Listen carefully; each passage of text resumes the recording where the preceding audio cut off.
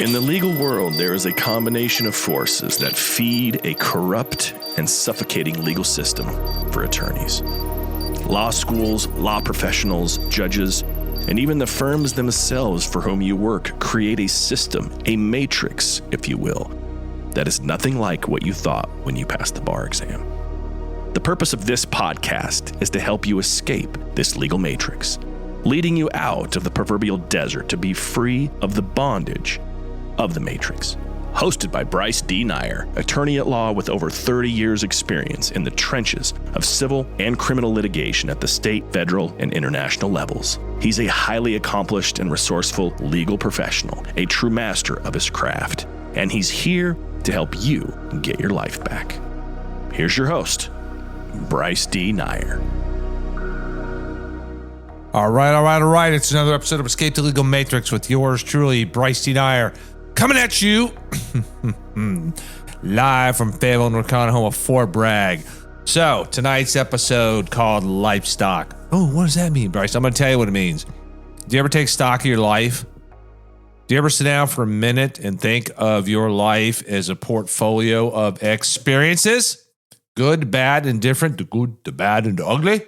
I don't know. I do. In fact, I've been doing it a lot, especially the last year and a half, and especially this past weekend when I had some very detailed conversations about my life with some very close friends, best friends that I've known for almost all my life. And we had this discussion about taking stock. And it goes back to discernment and really just looking in the mirror and taking a good look at who you are, what you do, what you don't do, what you say, what you don't say. And I've got to tell you, it's kind of sobering, because when I really just sat down and looked at my life, I kind of looked at like, what have I really done to make the world a better place?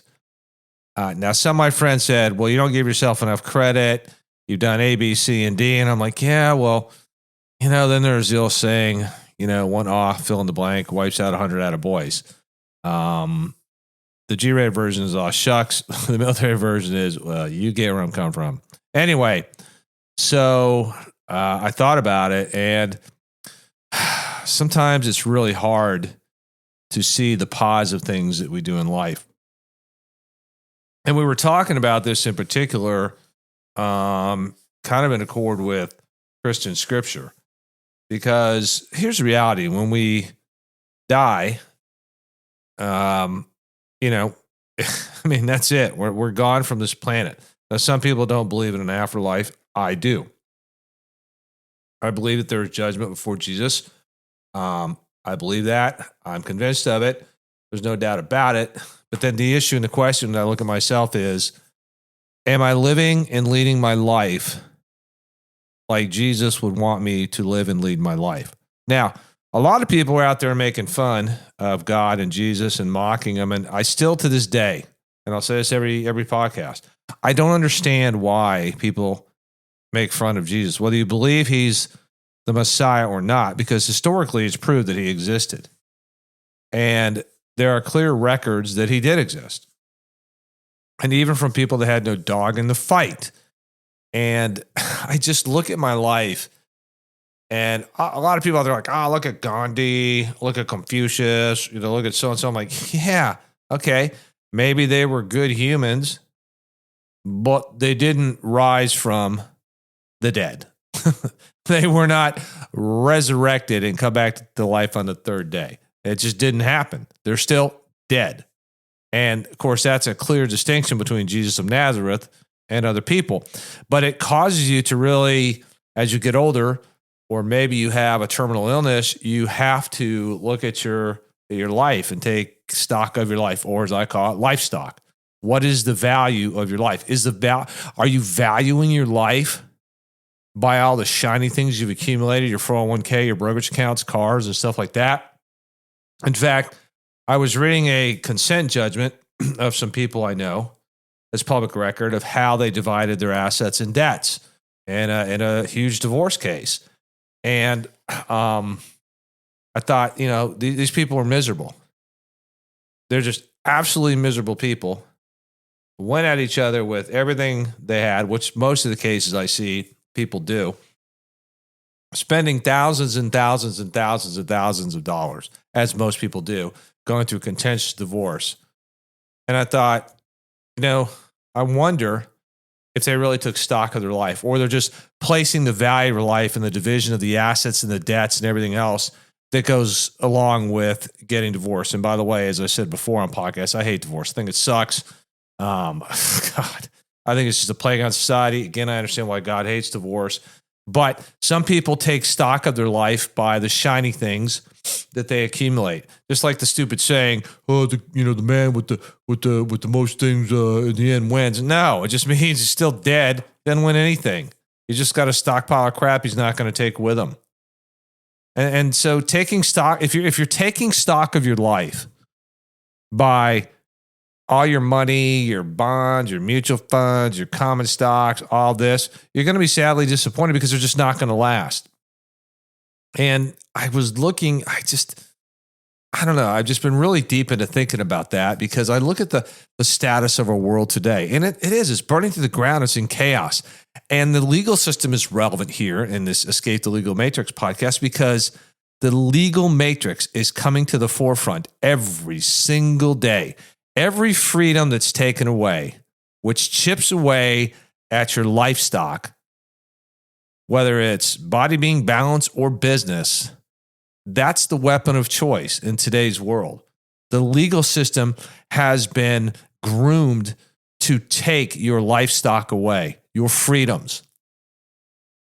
It's just like when I love history, and I'm pretty knowledgeable about especially World War II history. And all of the research, the real stuff that went on in Germany after World War I, as it led up to Hitler coming to power in 1933, and that period between 1933 and 1945. But see, people took stock in lust for power and control and land and resources and everything, only ultimately to be destroyed. Their country destroyed, millions dead. And so looking here in present day, I just look at my life and I just say, what have I really done to make the world a better place? What have you done? What have we all done? Because when I look at the world, there are some really great people that live and walk the path of Christ.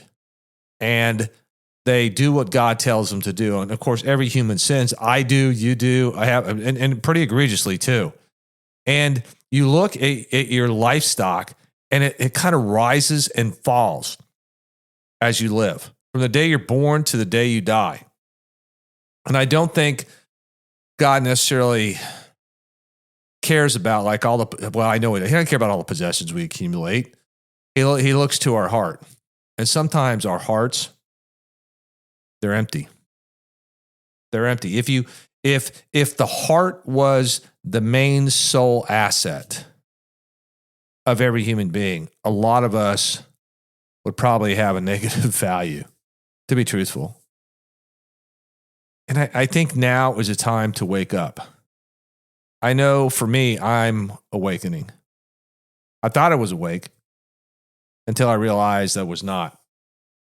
I thought I had taken complete stock of my life, and I realized I haven't.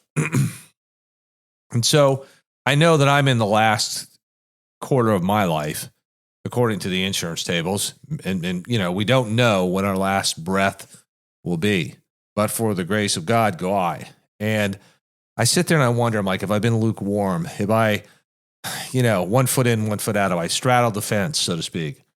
And I got to tell you, when you sit there and you take stock of your life and you look at your livestock and you put it on a shelf and you just take that deep look at yourself and really use some discernment, you're going to get a very sobering awakening. You are. So ask the better question.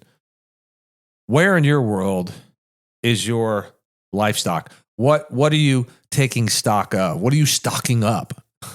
Because even the Bible says you can hoard and stock up all the crap in this world you want, but it's not going to go with you. Your treasures aren't here.